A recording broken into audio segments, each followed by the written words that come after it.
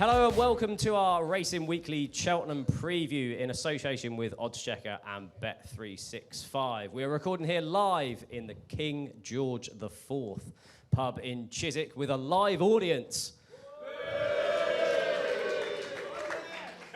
I didn't even ask them to do that. We are going to split this into day 1, day 2, day 3, day 4. We're going to be getting naps for each day as well. I am joined by oddscheckers Andy Holding, by Bet365, racing guru Pat Cooney, who's going to be providing all the odds and the offers from Bet365, by Grade 1 winning trainer from the Cheltenham Festival, Warren Greatrex, as well as Racing TV's Dan Overall. So we've got a fantastic guest. You'll notice that I'm not Rishi Prasad. I am Steve Ryder taking over, as obviously he is over in Dubai at the moment. Pat, I'm going to come to you first. Any odds or offers for the Cheltenham Festival that you'd like to highlight at this point in the evening? Well, there'll be the very popular price boosts every day, and some of them will be not too surprising to anyone, but there might be a few random ones as well. And look for us to be quite adventurous on the each-way terms and all the handicaps. So there's every chance as well we'll be first 4 places on the Gold Cup. So the extra places on the day are going to be very, very important to punters.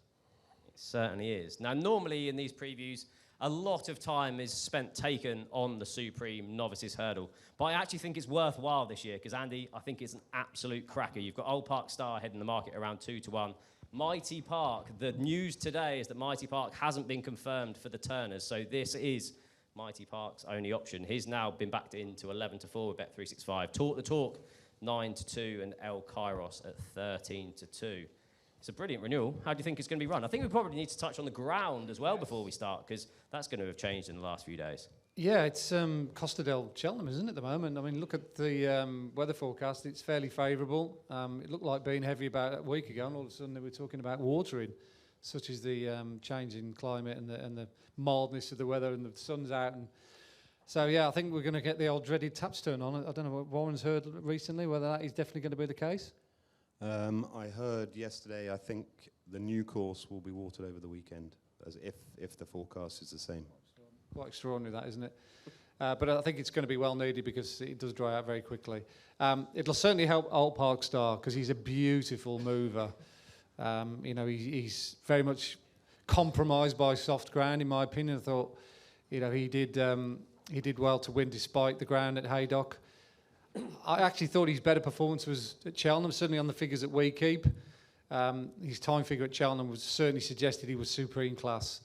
The figures that we've sort of developed over the years gives you an idea of what kind of figure they've run, whether they are supreme Grade 1 championship standard, and there's at least 5 or 6 of them in there this year, which doesn't make it very easy to try and select the winner. But Old Park Star is one of them, but I don't think he's a cut above the rest like the market suggests. I think he's a lovely horse. I think he's almost caught Nicky Henderson and Connections by surprise because early on in the season I think Active Innocence was their supposed supreme horse, but they've kind of flip-flopped. Old Park Star's been showing a lot more speed, whereas Active Innocence has needed a trip. He's now one of the fancied horses for the Turners. So, like I say, he has come up a little bit up on the rails. I do like the horse, but I just think he's a poor price. And interestingly, the number that Mighty Park did in a bit of a solo demolition of Pick Rock at Punchestown or Fairyhouse was exactly the same as what Old Park Star did when he won at Cheltenham. So there's a possibility that Mighty Park might improve upon what he's already done. So even though it looked visually in good and you think, oh, what did that really amount to? I can tell you it was an extremely quick time. And the Mullins camp think that he's one of the best horses they've ever had going into the Supreme. You know, it's very hard to remember Willie Mullins ever saying he's got a horse similar to Faheen. That's a bold statement, that. You only say that if you really believe that. And the numbers back it up. Sometimes you look at a race, it's style over substance, but there is a lot of substance that time figure he did. I think El Kairos is a poor price on what he's done. He's running 2 very slowly run races and it doesn't really amount to a great deal. He's jumping, obviously, even at a slow gallop, has been questionable at best. I think it'll be a really big surprise to me if he was managed to be good enough. This race is going to be run at a strong gallop. We know our Park Star likes to be up there. We know Sober Glory goes really hard from the front. He's definitely got a squeak. I personally fancied Idaho Sun, but unfortunately he's out. So by proxy, My Daddy Paddy represents that Formby form, and that is also a very, very strong piece of form. It was a really well-run race. Okay, wasn't good enough on the day to beat Idaho Sun, but I wouldn't totally dismiss him out of hand. I think the better ground will suit him, and I think if you're looking for a value option away from the front end of the market, he's very much the one. But I do think Mighty Park has done enough on the numbers and the sort of reports that are coming through with his work subsequently to suggest that he's going to give Old Park Star plenty to think about. So he would be my number one choice, with a favourable mention to My Daddy Paddy. Are you forgiving him almost seemingly not finding to beat Idaho Sun because of the obstacles being removed? Because to me, he'd done everything so easily to that point, and that was the first time he was almost put in the race and he had to go and find to win. And to me, it looked like he flattened out a little bit, whereas Idaho Sun may just be a strong stayer with obstacles removed that suited him, but I was just a bit disappointed by the way you ended up, to me, just not finding as much as I thought he would. Yeah, it's a good point. Yeah, it's a very good point, Dan. I just think that race was just exceptionally good. I think the front two were very good. I really fancied Idaho Sun. He was probably one of my better and stronger views on the first day. I thought he was just a ridiculous price. So I can't let the horse that finished behind him go unbacked. And he's around about 12 to 1. I think he'll travel really strongly. He'll get himself into a position where he'll give himself every chance of winning My Daddy Paddy. That's why I think he's a decent each way bet. If you're thinking of betting horses sort of 3 and 4 places on the day, I think bookmakers will want your business. Might even be 5 places if you sniff around. I'm pretty sure My Daddy Paddy, the type of horse he is, will get himself in the first 4. Yeah, it leads me into a nice part with you, Pat. Obviously, at the minute, we thought we were going to have a massive field for the Supreme. I think it will end up cutting up, especially with Mighty Park heading here instead. Obviously, Idaho Sun is still out. I think we'll still get a double-figure field. Do you think you'll get 4 places on the day, Pat? You'd like to think so, wouldn't you? I mean, certainly we'll all be very ambitious, us bookmakers. But you do look at Old Park Star. Now, he's a dreadful result for us, but I think it's more liabilities that keep him at the head of the market. This is a horse when Paul Nicholls had him. He got beaten 3 bumpers. I was at Kempton one day. I just thought he looked slow. And if you'd said to me, this horse will be 2 to 1 for the Supreme in March 2026, I'd have just fallen over. I know the hurdle version is very, very good, but I got my doubts about him. I say we had big liabilities. He won first time out. We went, okay, well, yeah, he's a better hurdler than he was on the bumpers. And then he won again, and then he won again, and we're thinking, oh, we're in trouble now. So you can imagine how delighted we are to see Mighty Park come into the race, a horse that we haven't laid at all. Apparently, he's the best horse in Willie Mullins' stable. Now, when you think he's got 200 horses, you know, that means an awful lot. And I actually think, in terms of momentum, Mighty Park will go a favourite for this race, whether you buy into the hype, but he has got the speed figure to back it up. I think Old Park Star, I wouldn't put you off him, but he's bound to drift. I don't even think he'll be favourite. It's a deep old race. I like El Kairos. I know the figures don't back it up necessarily, but how well was he travelling at Christmas? And he did look the part. I know they like him as well. For my sins, I was at Kelso on Friday and Saturday, and the track laid on hospitality for us all. And I stayed on the Friday night, and on the Saturday morning, I met Dan Skelton in the swimming pool. I went swimming with him. I had breakfast with him, and I took him to the track as well. I think Budgie smugglers? I think he was glad to get rid of me. This is a new definition to inside info. This. I'm not sure that's going to be an Olympic sport, seeing you two in the pool. We weren't auditioning for Baywatch, I know that much, but I managed to get a few snippets of information out of him, so I'll drop them in the night. As for My Daddy Paddy, he curses running him over Christmas at Aintree. He said it was a mistake, but he thought it was a raced win. I did say, what about My Daddy Paddy? He said, well, he's firing, definitely got a chance.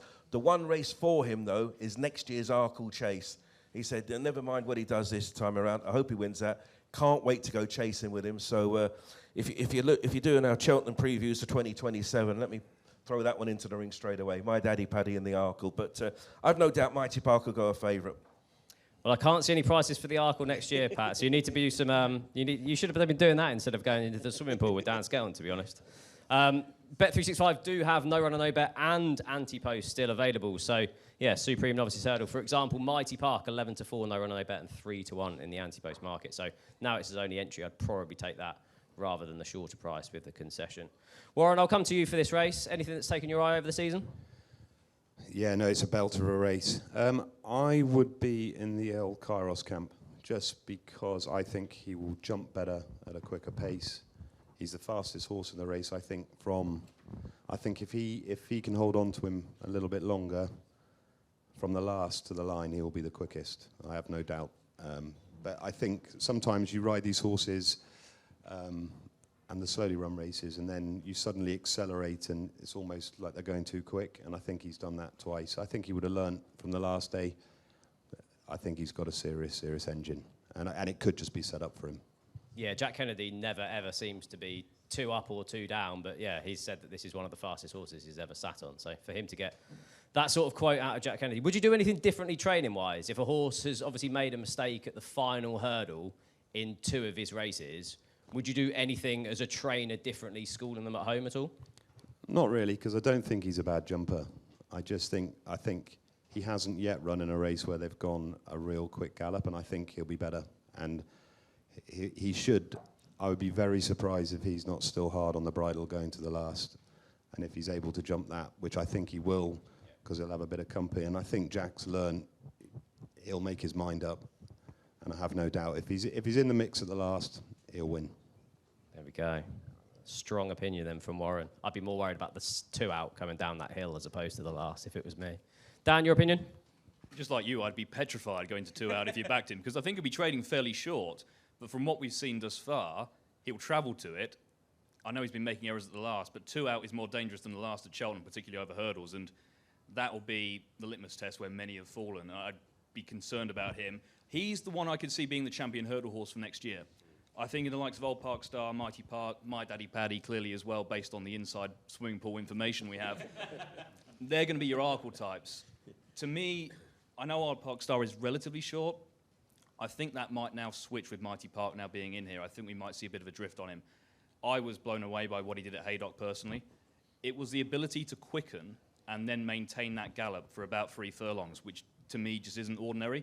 What we've seen from the likes of El Kairos is instant acceleration, and then it gets a bit dodgy. But for Old Park Star, he was doing 3 sub-13-second furlongs, which isn't standard behaviour whatsoever. Before that at Cheltenham, it looked a really good race. And I was all over Kingston Queen personally. I thought she was a really good mare. She's won the Jane Seymour since. He swatted her away like she was pretty much inconsequential. The eventual second's been bought for $250,000. I think Old Park Star has every attribute you'd look for in a typical Supreme winner, and that he can go a pace for a long time. He's a galloper. He may not be as flashy as an El Kairos, but I think that's what it takes to get it done in the Supreme. Yeah, there you go. Differing opinions then in the Supreme. I just wonder whose point you trusted more.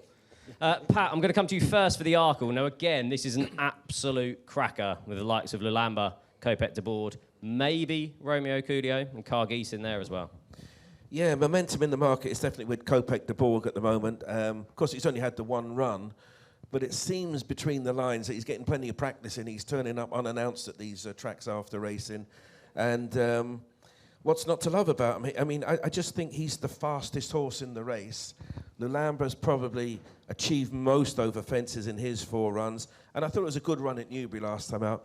But each time you watch Lulamba, you do think, well, he wants further than 2 miles. Kopek is a 2-miler, and Lulamba, when he ran, certainly at Newbury last time out, it was hard work over the first 2 or 3 fences for him, and if he's got a tear away like Kopek in front, he could be 10, 15 lengths clear of him after half a mile. So this will be one where if you stop the race after half a mile, I might turn around and say, oh, Lulamba's near enough. I think he'll win.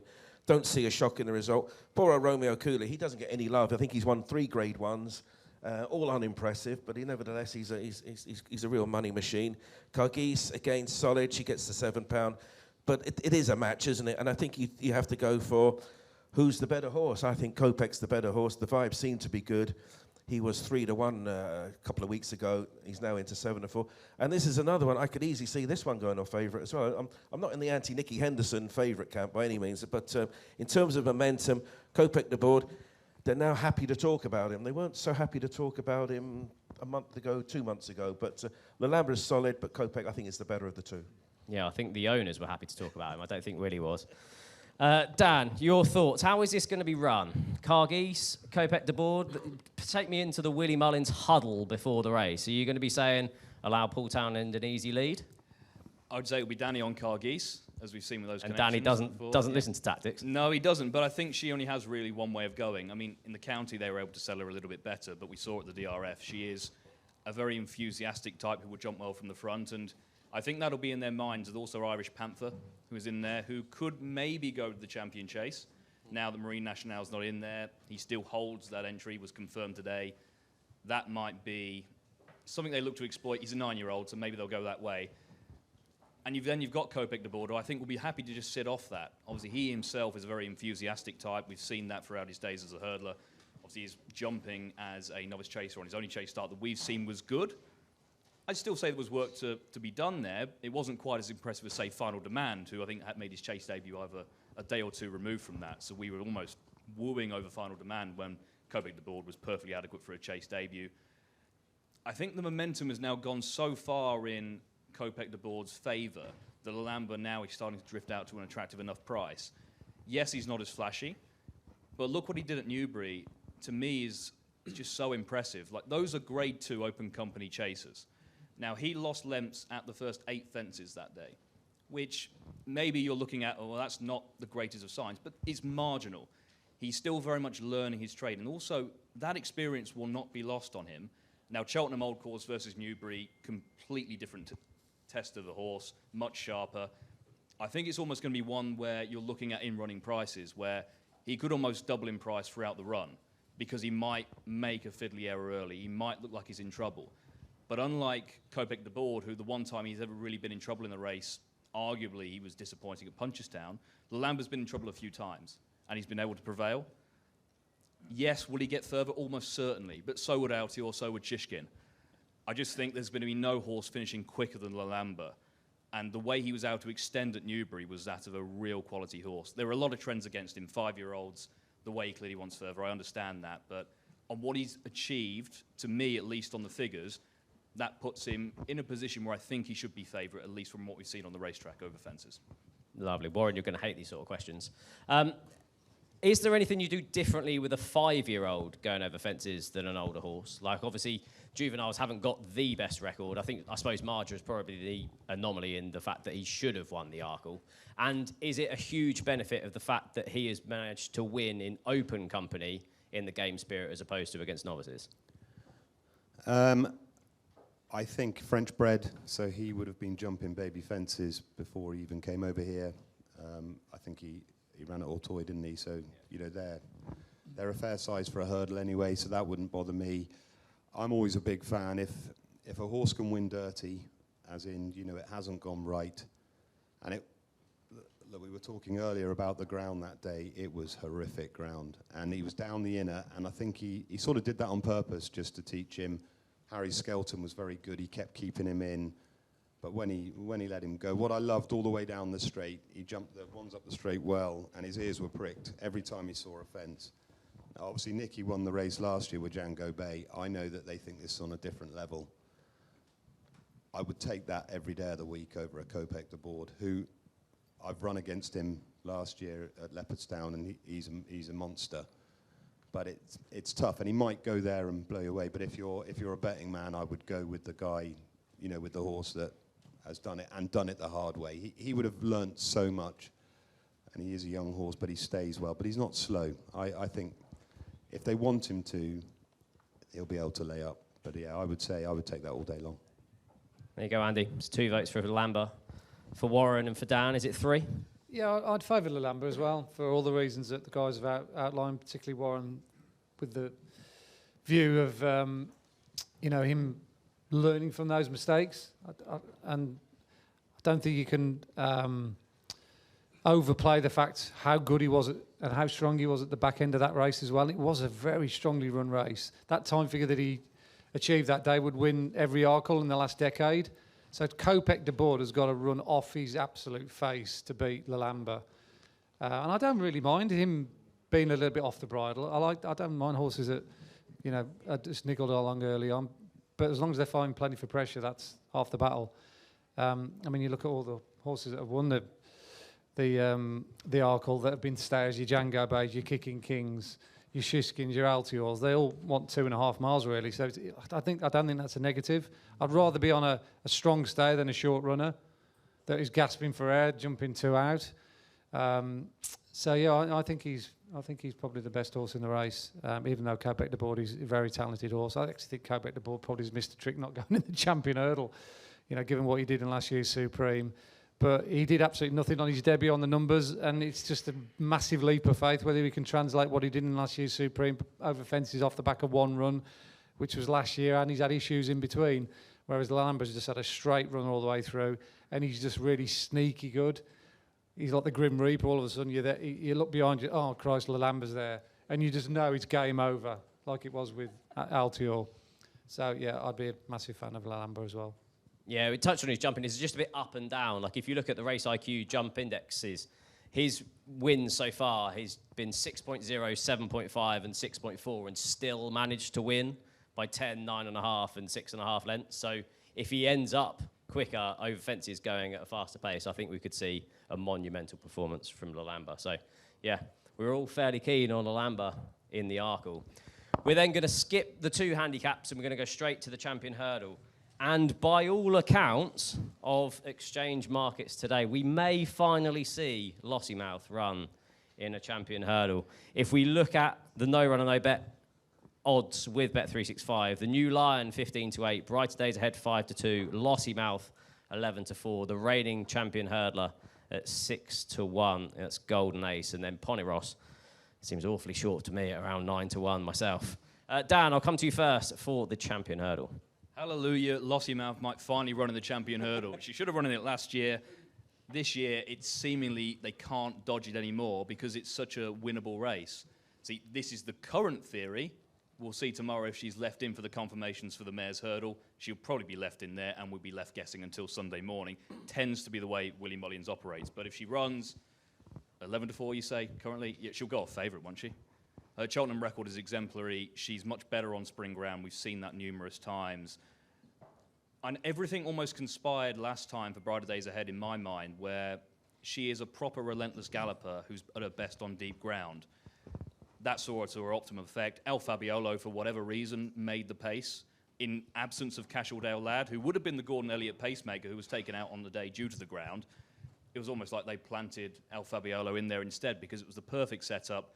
Lossiemouth was never able to really go, and you could tell by the 3rd hurdle she wasn't at her absolute best there, wasn't going at her best, and arguably she hasn't been in her absolute prime this season entirely, and yet she enters with form figures in the Premier 2-mile Grade 1 races in Ireland of 1-1-2, and I think you can upgrade what she did at the RF massively.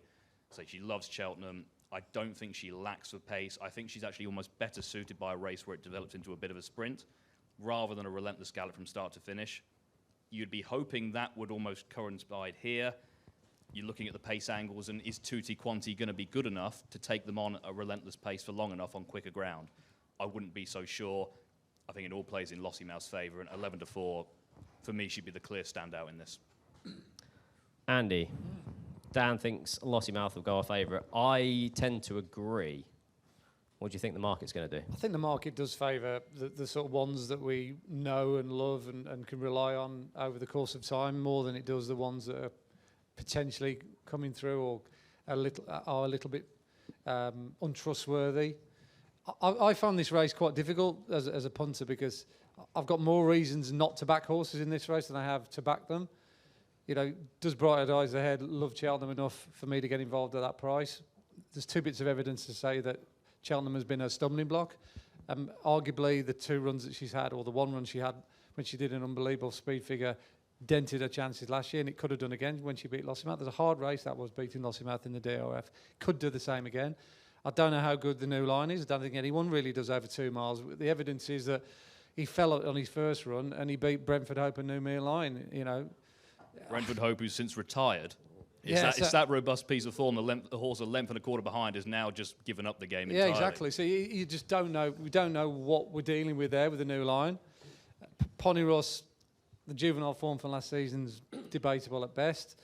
Golden Ace has been the beneficiary of horses falling twice, even though she's a very reliable mare. So I've dragged myself away from the front end of the market because I'm just too confused. And I just don't think their odds represent value in any way, shape or form. So I've been nibbling away at Alexi for about a month at sort of 25-1, 20-1. in the hope that I think he'll start a bit short on the day. And I think if a lot of firms or some firms bet 3 or 4 places, or even some firms on place markets will give you 4 and 5 places, I think he'll be ridden to sort of nick the frame. And I love his Great Wood win. I like the way he does battle and always seems to have a way of winning. And the quicker ground will definitely suit him. So I think he's in with more of a chance than his odds imply in what looks a wide open year. Yeah, Alexi currently 16-1, no run, no bet with Bet365.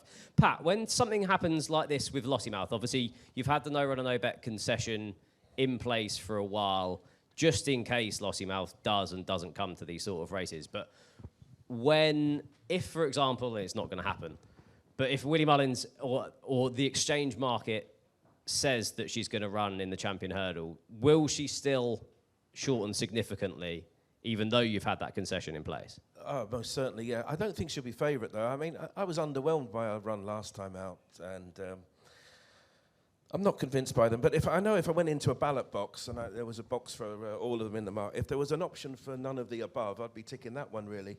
And this is a race that, from a bookmaking point of view, you can just smell a result, can't you? You can just look at it and go, the new line, he's not a 2-miler, Brighter Days Ahead, Cheltenham, Lossiemouth, Golden Ace, luckiest horse of all time, wasn't it? To win the fight in 5th in the Champion Hurdle last year. Bonnie Ross, no. They're the front 5 in the market, and it's hard to make a plausible case out for any of them. So I think this will be one. Every bookmaker will have a difference of opinion. I think we're going to make the new Lion favourite. But it's interesting, though. He's taken on 3 really talented mares. He's got to give half a stone away. And that's pretty much gold dust, really. But as for the new Lion, as I understand it, he's well. They're happy with him. Were you told that in the swimming pool? How long were you in this swimming pool for? You got a full stable tour in here. He must have looked like a prune when you came out. But he's not a superstar, is he? And I think from a bookmaking point of view, I think when you look around on Tuesday morning, all bookmakers will be against one of the front 3 or 4 in the market. And as I say, this is the type of race where we'll be thinking we might just get a result here. Warren, if you were sat in a swimming pool with Pat and he gives you the option to train any of the horses in the Champion Hurdle, who would it be? Oh, yeah, I'm with everyone else, really. I think it's, if I did, it probably would be Lossiemouth if she ran. For the simple reason, I think she struggles with the winter. I think she's put in a few bad performances over the last couple of years, but I think she's a spring horse. Especially with mares, when they start getting the sun on their back, they can turn like in days. I also heard that, did I hear on a panel that Ritchie, they said that she might have cheek pieces on? Yeah, she did work. She worked at the Curry the other day with all their Tuesday horses, and she did have some form of headgear on.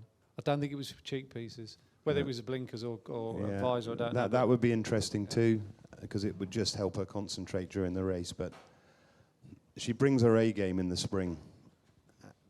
And put it this way, if she runs in this, they think they're going to win it, don't they? Otherwise, because she wins the other race. So if they do declare her, she's been showing them more than all of us know. And she loves Cheltenham. But I'd be a big fan of mares in the spring if they up their game, which she does every year. And that headgear angle as well is interesting because a lot would probably be put off by that if they see, say, first-time blinkers, first-time cheek pieces of she needs some sparkling up. But what we've seen a lot with Willie in recent years is particularly first-time hoods at the Cheltenham Festival, and he's actually been working quite remarkably well. So don't let a first-time headgear angle on a class horse put you off with him, because ultimately he's almost been defying convention in that sense, where for most it would be a negative. It's seemingly been working for him. And well, obviously the guy's a genius. But if you see, his in thing this year is the cheek pieces. You know, Factor File, did he have them on? No, State Man would have won the Champion Hurdle last year with them on. What had them on at, something had them on the DRF? Kate Doughty did. Yeah. Marshborough, and they came back on Kate Doughty. When you speak to Ruby Walsh and that, he goes through these times where he just starts whopping the same headgear on anything. On Jackie, on... So when he starts to do it and it's working, he sort of just keeps following it on. So that would be interesting as well.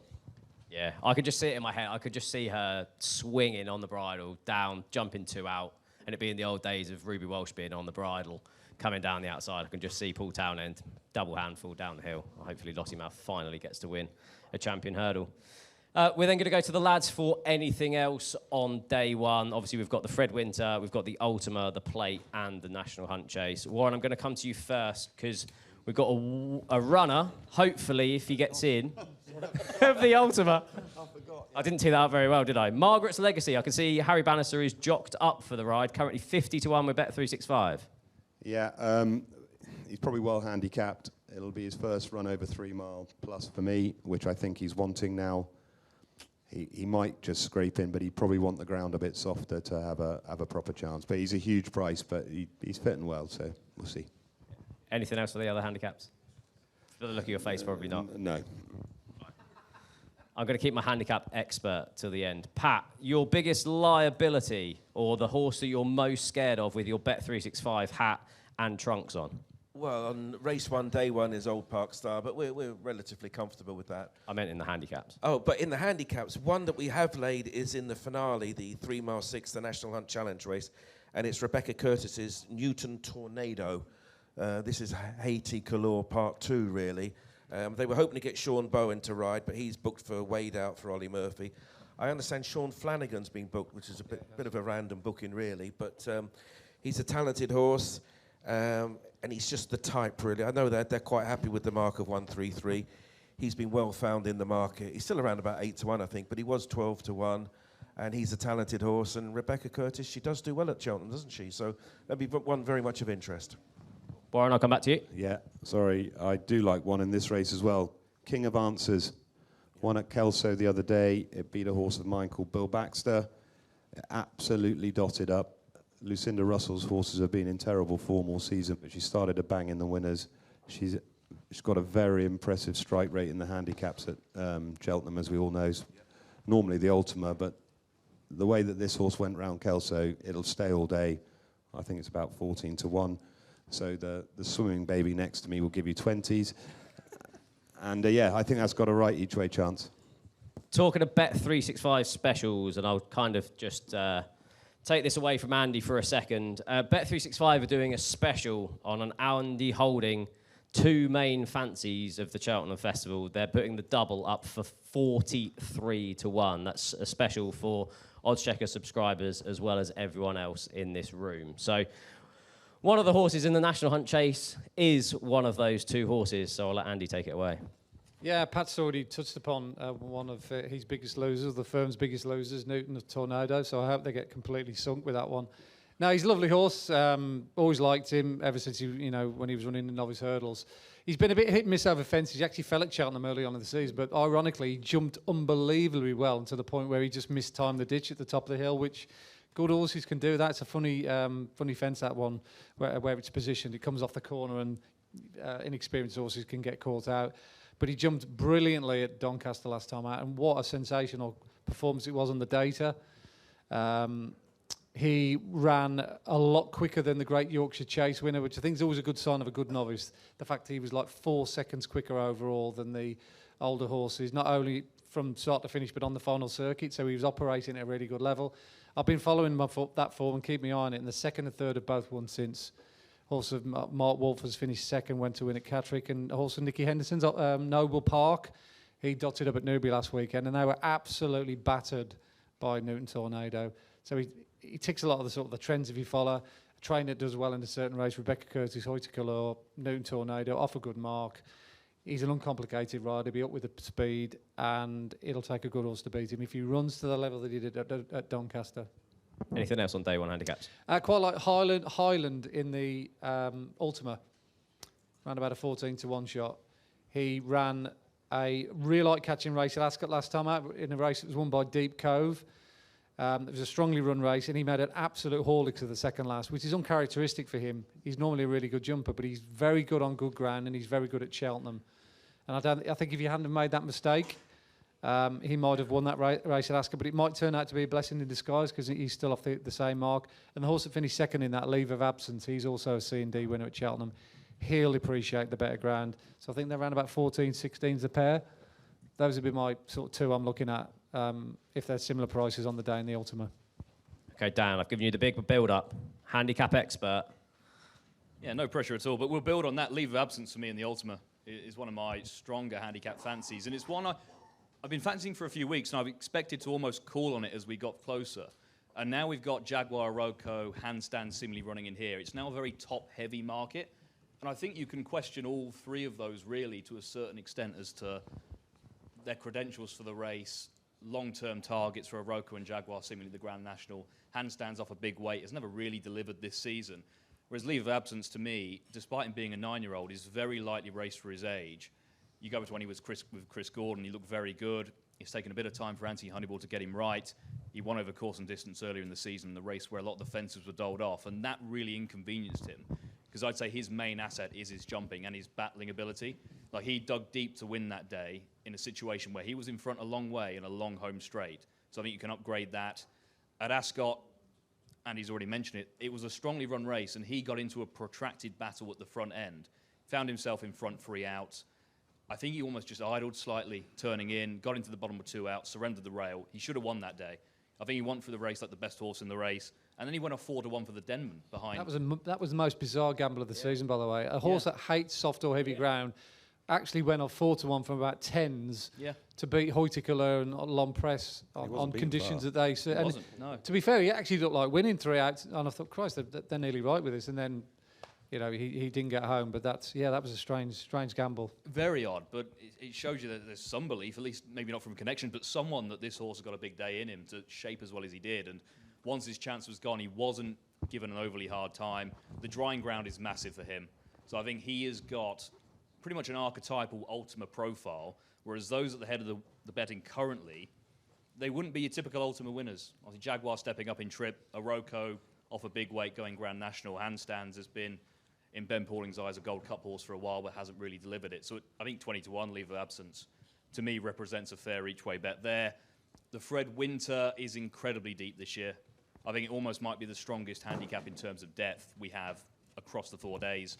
Manlaga would be the one I like currently, around 7-1, but it wouldn't be a strong bet. All I'd say is that there was a race a couple of years ago in the Juvenile division where all of them started mopping up early season handicaps in the next season. Wouldn't surprise me at all if this race basically works out the same, but I think Manlaga wouldn't be out of place in the Triumph Hurdle itself. She's only rated 130. She was, I think, the early season Triumph Hurdle favourite, hence was her reputation. She gets in a mark of 130. I think she's got plenty of upside. I'll leave the National One Chase alone because I think it's been well covered. But in the plate, I think this has to be Madara's day. The stars are aligning for Madara, really. The preparation's been ideal because he got injured when he was second in December Gold Cup last season rather. He should have won that day, but he seemingly got injured during the race and he got beaten by Gemarand, who Venetia Williams got out in front, and it was a time of year where Venetia Williams horses just don't get beat at a certain time of year. That was that day. He went up £5 for that, missed the rest of the season, then reappeared £5 lower again. So he's back on the same mark as when he was second that day. He's had 2 runs to build him back to this. It's been a long-term plan. And we have confirmations yesterday. This race has cut up massively. McClory is a bit of a plot horse who will land a big pot at some stage. I think he might want softer ground. Madara, I think, is fairly ground versatile. The cheap pieces are likely to go back on, I dare say. He has to be there or thereabouts. He's only about 4-1, but I think the plate looks like one of the weaker handicaps, and if he's not there or thereabouts, I'd be astonished. Astonished. I completely agree with Madara. I'm going to kick off our day one naps by napping Madara in the plate for all of the reasons of what Dan has said. I would make it the bet of my whole festival is that the cheap pieces would go on. Just go back and watch the 2 runs this season. The first was eye-catching enough that the stewards actually brought the jockey in to explain the running and riding, and the excuse was given that he was off 300 days and needed a confidence booster. Harry Skelton then gave him an absolute peach at Kempton in order to finish a never nearer second, and comes here off the same mark. The track will suit, cheap pieces will be back on, and he's well handicapped off a mark of 140. So I'll kick off day one, naps with Madara in the plate. Andy, I think everyone can probably guess your day one nap. Yeah, you've set it up, yeah. Newton Tornado in the National Chase. Pat, your best bet on day one? A couple of Newtons. Okay. Warren? If you don't nap your own horse at 50-1, I'm disappointed. Lou Lamber. Boring, but yeah, I think he'll win. Yeah. It's around 6-4 for the Arkle at time of recording, but with all of that market support around Kopet to board, it wouldn't surprise me if he ends up going bigger on the day. So if you wanted to back Warren Greatrex's nap, Lalamba, I would probably wait for a couple of days because I imagine you'll get nearer to 2-1. Dan? I'll join you, Madara, in the plate. There we go. Right, thank you very much for tuning in to our day 1 preview. We'll be back shortly for day 2.